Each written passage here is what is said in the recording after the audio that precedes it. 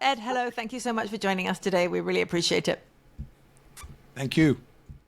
Now, there's so much to talk about today, and so much positive stuff to talk about is what I'm hoping for here. And you have an excellent record of being both optimistic and correct, right? Well, thank you for saying that. So what I want to talk about today is where you see us going from here. We won't bother meandering around the past too much. I want to talk about the odds of something brilliant happening over the next couple of years and the odds of something awful happening over the next couple of years. And in one of your recent notes, and I will say, by the way, anyone who's listening who doesn't know Ed, I'm a very enthusiastic reader of all his work. And if you've been following me for a while, you will have seen him quoted everywhere. So you'll know a little about what he thinks already. So, Ed, in a recent note, you talked about three possible things that could happen, three possible historical periods that the next few years could be like. And you mentioned the 1970s. I don't think we really want that. The 1990s, we wouldn't mind the late 1990s, would we? Wouldn't mind. And the 1920s, which of course we didn't really have a roaring 20s in the UK, but you definitely had one in the US. Mm-hmm. So shall we start with the bad things that might happen, the bad decades we might follow? Then we can end on a high note, right? Absolutely. So, what might be similar to the 1970s? You give that a 20% probability. Well, the 1970s, from a macroeconomic standpoint, stood out as being very inflationary.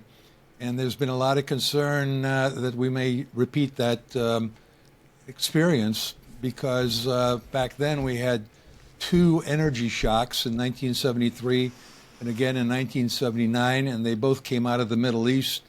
And as a result of that, as energy prices went up, it spread throughout the economy. Energy is extremely important to the economy, clearly. And so it spread into wages, and from wages it came back into prices. And so we had a wage price rent spiral. People forget, but rent inflation was also a big problem in the 1970s. Well, it could be deja vu all over again in the current decade. It doesn't feel like it to me right now because inflation has come down dramatically, but it came down dramatically in the 1970s following the 1973 shock, and then when we got hit again. And it's conceivable, given that the Middle East once again is boiling and that there's a potential, not a potential, but it sure looks as though a lot of the conflicts are spinning out of control. If that starts to affect the price of oil and pushes it up dramatically because of supply disruptions caused by the conflicts over there, then it would be very similar to the 1970s again. And so I think it's certainly a possible scenario given the way things are going over there. But what's interesting to me is while the news has been awful, the price of oil has been remarkably tame, subdued. It's down still sharply from its peak of last year in September 27th. And that's despite the war between Israel and Hamas and the clear escalation of tensions by Iran's proxies in Syria, Iraq, Yemen, and so on. And of course, the disruptions to Red Sea shipping. So put that all together and we've got a geopolitical crisis, but so far the price of oil has been remarkably tame. And I think that's because China's in a recession, Europe's in a recession, and but the U.S. is doing pretty well. So all in all, from an economic standpoint, so far so good. From a geopolitical standpoint, not so much. It's quite a bad situation. Yeah, and there's still a chance that putting oil aside, the disruption to shipping through the Red Sea could have implications through the supply chain, and we could have an inflationary I'm glad you brought that up. Absolutely regardless correct. of the oil price. Well, it's so ships aren't going to the Suez Canal, and then from what I understand, there's an issue with the level of the Panama Canal, which has also reduced the ability to get a lot of ships through that way to other routes. So yes, I think you're absolutely correct in bringing that up. I mean, it is one of the things that we worry about relentlessly on this podcast. We worry about inflation a lot, and we constantly look back to the 70s and say and rightly so. There was a similar point in the 1970s of where we are now, when everyone went, well, inflation is dead, and that's that, it's all fine, and behaved as though it were, when, of course, it hadn't actually been destroyed, and back it came, and in spades, twice. I think what's different this time is that the Fed is much more sensitive to inflation. It took them a little while to recognize that it was a problem in 2022, but they scrambled and they, I think, went from behind the curve to ahead of the curve, the inflation curve. And so I think the Fed's credibility on fighting inflation has actually improved quite a bit. The other thing is I think we've discovered that quite a bit of the inflation we've experienced has turned out to be transitory and has been very much related to the pandemic and the supply disruptions related to the pandemic. And so far, those disruptions were much more widespread and much more inflationary than what we're seeing so far in the current situation. Yeah, it's hard to write it off, though, isn't it? Our defense secretary Absolutely. in the UK Well, a few days. I give it a 20% subjective probability. Yeah. So, and then there's two Yeah. other scenarios. Exactly. And I was going to say that what he said the other day, Grant Schnaps, is we are moving from a post-war world to a pre-war world. And, nothing is a forerunner of inflation more than war. It's pretty much always a leading indicator of inflation coming. So Wars are inflationary. Wars are definitely inflationary historically. Yeah. And so if inflation were to come back, or it's already coming back, numbers are slightly higher than expected in the UK this week, it's hard to see rates coming down in the way that most people seem to expect, isn't it? Well, it becomes the 1970s again. The scenario there was that Paul Volcker came in the late 70s and basically decided that he had to let monetary policy wreck the economy in order to bring inflation down. And that's been sort of the key thought process of pessimists since 2022, since the Fed started raising interest rates. The basic concept was that there's no way we're going to bring inflation down without a recession. Historically, it typically takes a recession to bring inflation down. But I think one of the reasons that hasn't happened is because the Chinese and the Europeans have done us a great favor. They've had a recession. And because of particularly the recession in China, there's been falling goods prices. So we still do a lot of business with China, and this certainly had a deflationary impact on the global economy, and particularly the U.S. So we didn't have to have a recession in order to bring inflation down. They did it for us. It's given us what is it you who calls it immaculate disinflation? Right. Yeah, it's given us that. We've been very lucky. Okay. So that's a 20% likelihood, but pretty much everyone else who comes on the podcast gives it about an 80% likelihood. So we're already moving forward nicely with the optimism here. Thank you. The second possibility that you actually only quite recently started talking about it as a distinct possibility, which again you give if 20%, is the late 1990s, which weren't bad at all until 1999, 2000, when suddenly it got bad. But the late 1990s, they were a hoot, right? That wouldn't be all bad. Well, speculative bubbles are wonderful as long as you remember to get out right before the bubble bursts. You can certainly make a tremendous amount of money in a very short period of time, but you can also lose your mind and conclude that, it's a new era and everything is just amazing and it's going to be amazing forever. And then not only do you keep speculating, but you leverage the speculation. So there's a potential for irrational exuberance similar to what happened in the late 1990s. And all of a sudden I'm seeing a lot of similarities. NVIDIA is a great company. I don't recommend to buy, sell, or hold individual stocks, but it is an amazing company. I mean, they went from making a lot of money selling chips for gaming to selling a lot of chips for mining Bitcoin. And then suddenly they were the only people selling picks and shovels for the gold rush in artificial intelligence. Mm-hmm. So the company's stock price has just kind of gone straight up, especially since OpenAI introduced ChatGPT in November of 2022.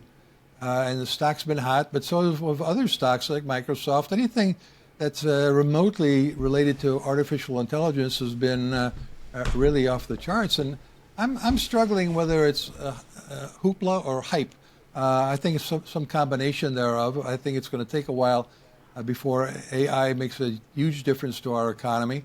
But I think it'll make some difference. And meanwhile, there's a lot of other technologies that I think will be very good for my base case. But for this scenario, the similarities are, a tech bubble, tech-led bull market that becomes increasingly narrow, focused on the large cap companies that are likely to benefit. Back in the late 1990s, the stock that really took off was Cisco.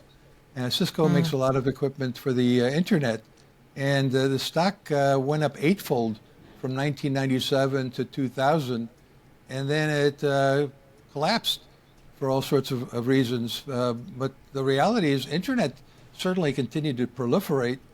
But I think the reason Cisco collapsed is because everybody bought their equipment, partly for the internet expansion and partly because of the concerns about the Y2K problem. And so when we crossed into the new millennium, companies had spent a tremendous amount on redoing their technology, and then suddenly all that demand kind of vanished at the turn of the clock.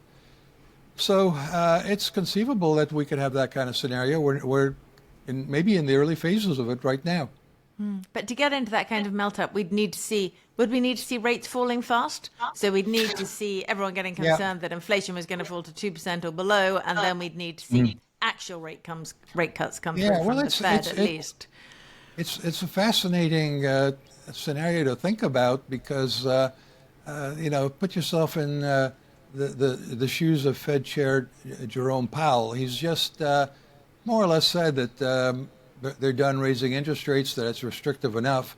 And he and a few other Fed officials have said, if we do keep making progress on bringing inflation down, we will have to think about lowering the Fed funds rate, because if we don't do that, then the inflation-adjusted Fed funds rate will actually be going up.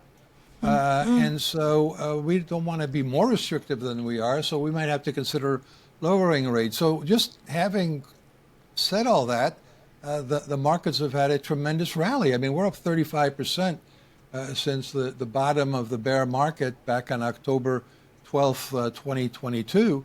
And a lot of that has been led by technology, which is very, very much of a high beta sector. That's the best leverage way to play an economy that's growing without interest rates going up any further.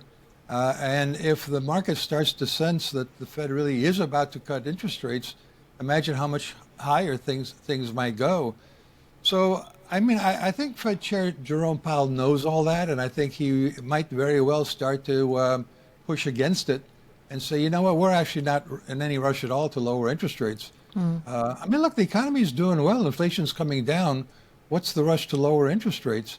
Nevertheless, if the Fed becomes less relevant because we're not spending, nights and days wondering how much higher they're going to take interest rates, the markets can focus on the fundamentals and on the hype. Right now, the fundamentals look awfully good for the economy, and there's plenty of hype about AI. Yeah, it feels like it would be a great shame for the Fed to start cutting rates aggressively again when they've finally got to a level that feels historically normal. So unless there was a whopping great recession, it would make sense, surely, for central bankers around the world to go, thank God we have an opportunity to normalize here. Let's try and stay somewhere around 4%, because that's roughly where they've been for the last 3,000 years, and it's kind of worked. Well, I think you make an excellent point, is that in some ways, while we all know that the central banks have been tightening, they've also been normalizing. We had a very abnormal period from 2008, the great financial crisis, through the great virus crisis in 2022, where central bankers were just obsessed with bringing inflation back up to 2%. Those were the days, right? And so they put interest rates at zero. They had quantitative easing, quantitative tightening was not something that they envisioned at all. And at the same time, some of them had negative interest rates. So we're kind of back to normal. So why not leave it that way for a while? What's the rush to lower interest rates? And if they do lower interest rates, then they really have a risk of, instead of worrying about a price inflation, they may have to worry about asset inflation.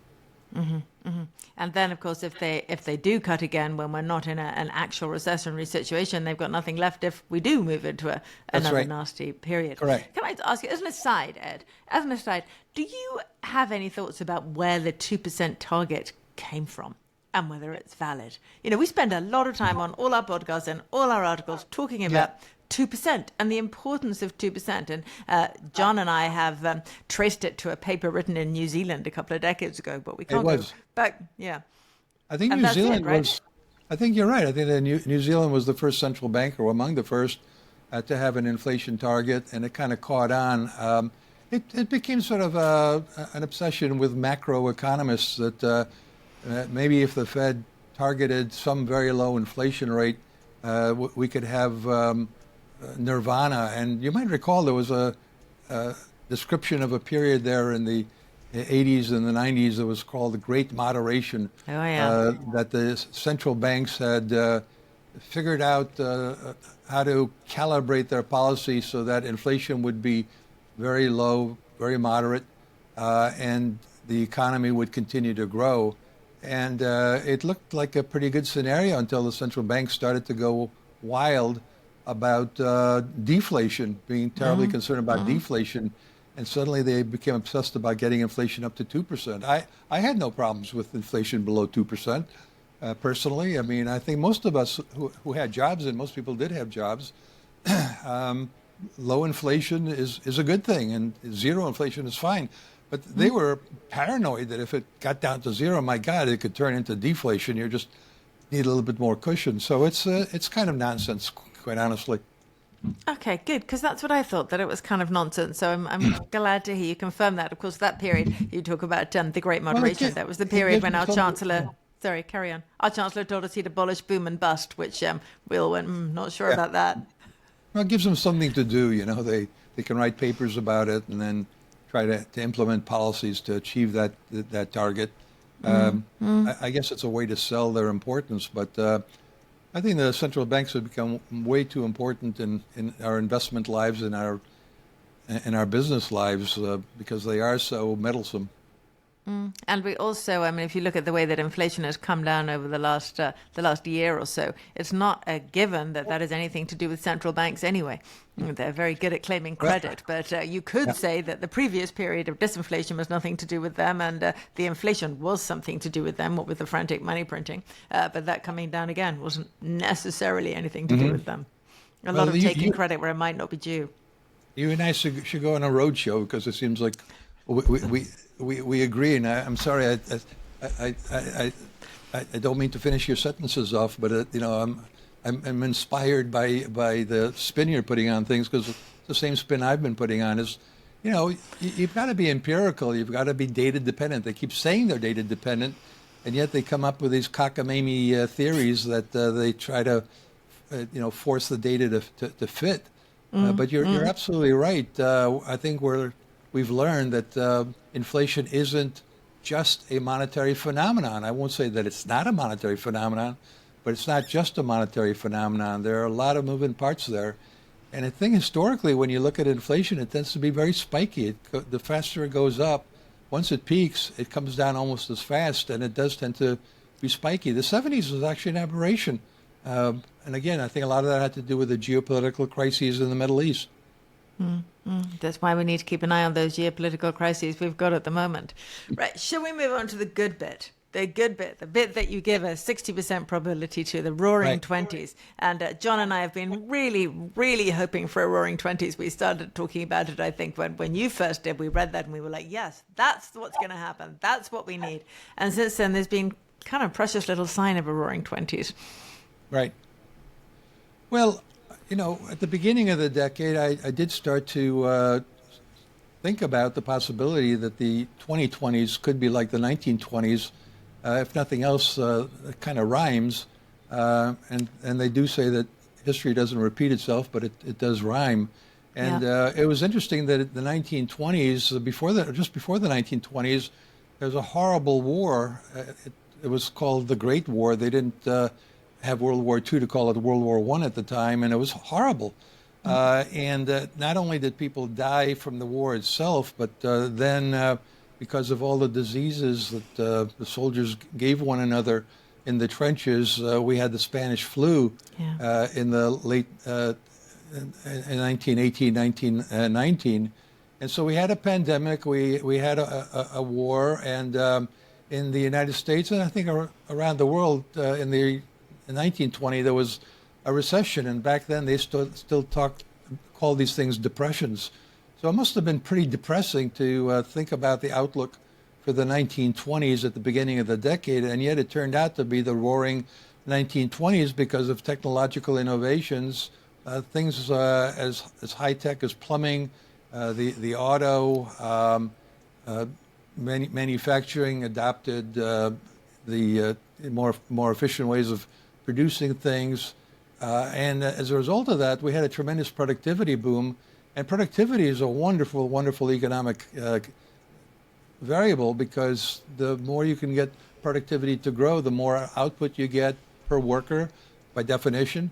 You get less inflation. You get wages rising faster than prices, because workers do tend to get paid their real wage in productivity. And so it was a great period. It ended badly in 1929, 1930, though I point out that it was not because of it wasn't the economy's fault. It was because of the Smoot-Hawley tariff, but that's a whole nother subject. But so there are similarities now. We've had a pandemic. I think we've got a technology revolution that started in the 1990s. It was fairly crude back then. If you could replace secretaries with selectric typewriters, who were on selectric typewriters with Word, or if you could replace a lot of bookkeepers with Excel spreadsheets, then you could increase productivity. But the technology wasn't all that applicable to businesses across the board the way it is now. I think now every company is a technology company. You either make it or you use it. If you don't use it, you're going to lose it. You're going to go out of business. So there's a lot of pressure on companies to use technology to increase productivity, particularly since there's a chronic labor shortage. So you put that all together, and I think we're in the early stages of a productivity growth boom. And I think it's already sort of been, the data is already there to show that it's happening. Back in 2015, on a 5-year trailing basis, the productivity growth rate was 0.5% at an annual rate. So in the 5 years prior to the late 2015, it was only 0.5, close to zero. And now the number is 1.8% on a comparable basis. So that's a tripling of productivity growth. I think it's going to go to 3 to 4%, which sounds delusional, if maybe far-fetched, but that's the kind of productivity growth we've gotten in the previous 3 productivity growth booms. And I think this one, the technology lends itself to increasing productivity in just about every business I can think of. It's interesting, isn't it? And that there are an awful lot of people who spend their entire time worrying about falling populations, about lack of labor, about demographic pyramids, etc. Right. But if you look back in history, some of the greatest periods of productivity growth have come in periods when the labor force has been shrinking quite fast rather than rising, because that's when there's enormous pressure on people to create the innovations that will keep things going. And I think the dynamic is the same in the US, but certainly in the UK, we hear constantly about how we must have more and more people. We must replace the disappearance of our own workers with constant immigration, because that's the only way the economy will keep going. But I tend to feel, rather as I think you do, that is this shortage of labor that forces innovation, forces creativity, and forces productivity. I mean, after all, the UK population has been increasing very fast over the last decade or so, and it's done us very little good at all. GDP per head has been flat, very slightly rising, but certainly doesn't reflect anything particularly good. So I'm very much with you on this one. And if you look, for example, at Japan, there's, in fact, I think one of the newspapers had a big piece earlier this week about Japan and the amazing innovations you see there in terms of robotics and AI to help deal with the falling population. Yeah, I completely agree with that. Okay. It makes sense. Yeah, it makes sense. And if one of the things that we've been worried about, both in the US and in the UK, possibly across Europe as well, has been low real wage growth, this productivity boom that will finally push up real wages and finally give us some sense of a shift in the income inequality dynamic. Well, I mean, sounds wonderful. Absolutely. Look, on real wages, I've actually been pointing out that the data shows that wages divided, average hourly earnings divided by the price deflator, which is the best kind of monthly way to keep track of real wages, they've actually been growing since 1995. The period of stagnation was prior to that, particularly during the 70s and the 80s, because of deindustrialization, because of globalization taking jobs away from Americans and others. A lot of jobs went to Japan in the 70s and the 80s, and then we saw China coming in to the global economy. But the reality is the data shows that the real wages have been increasing at an annual rate on average of 1.4% since 1995. So the reality is workers collectively have actually seen their real wages going up, and that compounds pretty nicely. Now I think we could see real wages growing even faster than that because of faster productivity growth. There's a very close correlation between productivity and real wages, so I'm optimistic on that score. And as you said, there's a shortage of labor, and when you've got a shortage of labor, you've got to pay a higher price for it.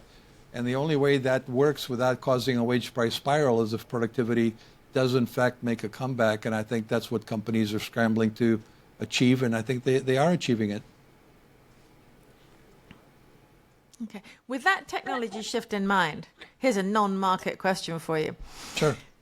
Young people today, what area should they go into?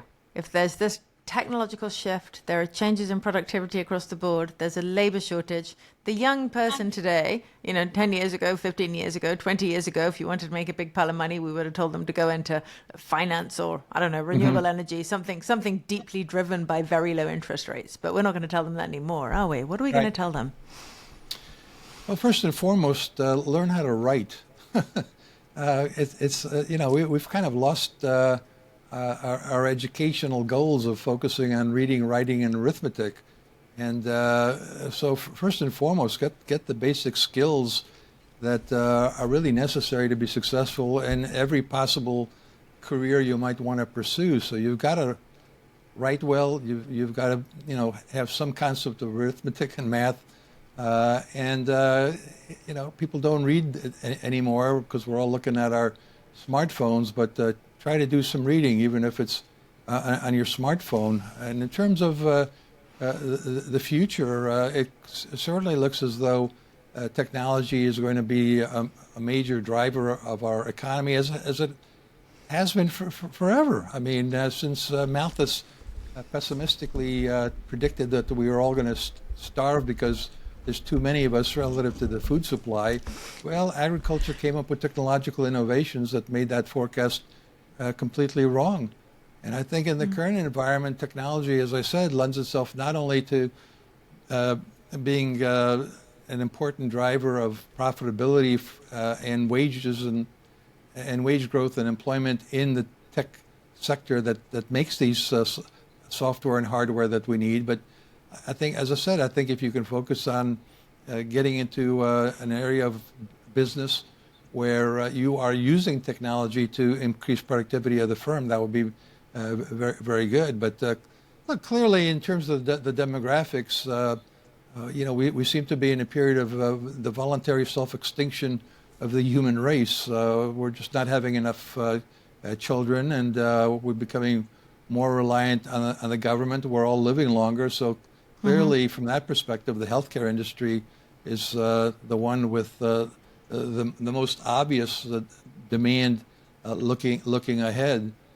Finance, I think, is getting automated. I think we're going to see that the companies are spending so much money on fintech that will lead to a lot of productivity in the financial sector. So, we'll see. I mean, mutual funds used to be a hot place to get a job, and now that industry is being hurt by competition from ETFs. ETFs couldn't possibly exist without computer technology that allows them to create all these indexes. But the industrial sector looks like a great place. I mean, a good old-fashioned education and engineering might be a very good place to start one's career. Oh, geology. Nothing wrong with the mining sector. Yeah, well, yeah, absolutely. But I don't know how many jobs there are in geology, quite honestly. Well, there's lots of new mines required if we're really going to go for net zero, right? Back to the ETFs. Do you worry about the effect of the rise of passive investing on the market? I mean, one of the things that you write a lot about is the Mega 8 or the Super 7, however you like to look at these huge technology stocks. And one of the things that has pushed their prices up over and over and over is the momentum that comes from money continually pouring into index-based ETFs. Is that a long-term problem for markets? Or is it just the way it is? I think it can be a problem. During bull markets, obviously it can kind of feed on itself. The problem with ETFs, with passive investment, is that people just pile into indexes, and if they all kind of pile into the same indexes, then you wind up with a potential concentrated market with just a few stocks doing very well. And active managers typically aren't going to put more than 2% of their portfolio, maybe 3% of their portfolio in any one stock. They tend to diversify. They don't put all the eggs in one basket. But the ETFs, of course, can have much more weight in just a few stocks. So we have what I call the Mega Cap 8. Others call them the Magnificent 7. I watch a lot of movies, so I want Netflix to be in that composite. And the Mega Cap 8 now accounts for something like 28% of the share of the market capitalization of the S&P 500. And very few active investors are going to concentrate their portfolio that much in a handful of stocks, much to their chagrin, obviously, because they're always underperforming as a result. Yeah. Okay, so let's go back to the Roaring Twenties. Sure. Hopefully this is excellent for stock markets, right? It's not quite the melt up, but it's a better, longer term bullish case. It's a better, longer term bullish case from a fundamental perspective. The risk is that everybody else, besides you and me and a few others, kind of joins the party here. So, I think, didn't Prince sing a song about let's party like it's 1999? So I think, So I think that the 1920s is great for the fundamentals. It's great for productivity and real wages and prosperity. Hopefully the stock market just doesn't get too ahead of it. The stock market does pretty much always get ahead of things, and it's already possibly a little ahead of itself already. I mean, it certainly smashed through your forecasts at the end of last year, and I don't know if it's smashing them already this year, but can't be far off. Yeah. Well, I have to tell you, I do talk to people in the press on a fairly regular basis, and I had an interview recently with a young fellow from a Korean newspaper, and I thought we were going to have a pretty broad-ranged conversation, but he kept coming back to, he said to me that retail investors in Korea are very excited about artificial intelligence. How can they play it? And it just dawned on me that it's a big world out there with lots of people playing the market. And if this really catches on a global basis as like a really hot place to be, then it could turn into the 1990s. But even if it does, it's not the end of the world. I mean, we had a tech wreck in the stock market in the early 2000s, and yet we're well advanced beyond that in terms of real GDP is at an all-time record high, real consumer spending all-time record high, standard of living have never been better. I know people argue with me about that. But the reality is, even if we have a speculative bubble in stocks and tech stocks and it bursts, it's probably not going to change the course of progress that would be made fundamentally in a roaring 2020s kind of scenario. As I mentioned before, Cisco was a hot stock in the late 1990s that crashed in early 2000s. But that wasn't because suddenly somebody slammed the brakes on internet. Quite the opposite. The internet has become, ever present in our lives. So we can have, and it would be all bad. We could have a roaring 20s and a late 1990s at the same time. Absolutely. So 60 plus 20 is 80%. So I guess I'm quite bullish. You're very bullish. I'd call that extremely bullish. Okay, so here I am. I'm a retail investor. I'm an ordinary person in the UK or the US. I'm listening to your talk, and I'm thinking, this is fantastic. Merryn's finally got someone on who's positive about stuff. What should I buy? So now what do? They've listened to you. Their opinions have been transformed. They're feeling jolly. Everything's pretty happy. They're looking at those XX savings still sitting in their bank account from the pandemic. What are they going to do with it? What do they do now? Well, I think that what they do is kind of go with the underlying fundamentals. The underlying fundamentals, I think, are positive, particularly in the U.S. I would overweight the U.S. in a global portfolio. Would you, even at these valuations, even though it's significantly more expensive than most other markets, you'd still overweight it? I've been favoring what I call a stay home over a go global scenario since 2009, 2010, and it's worked pretty well. I guess at some point I'm going to overstay my welcome there. But for example, I've been opposed to investing in China. I just don't think it's a good place to invest from the point of view of the political intervention by the communist government in the economy. So I've been down on that. Been very right there. India's been a great place to invest, but talk about a bull market. I mean, that's been a very hot market. So when you actually go around and look for places that are cheap, some of them are cheap for a good reason and aren't necessarily going to turn around. I guess you could look at Vietnam, which is actually still viewed as a frontier market as opposed to even emerging market. That's, in other words, it's still a little on the dicey side. Mexico's a big beneficiary, I think, of deglobalization because production is going from places like China to Mexico closer to the United States.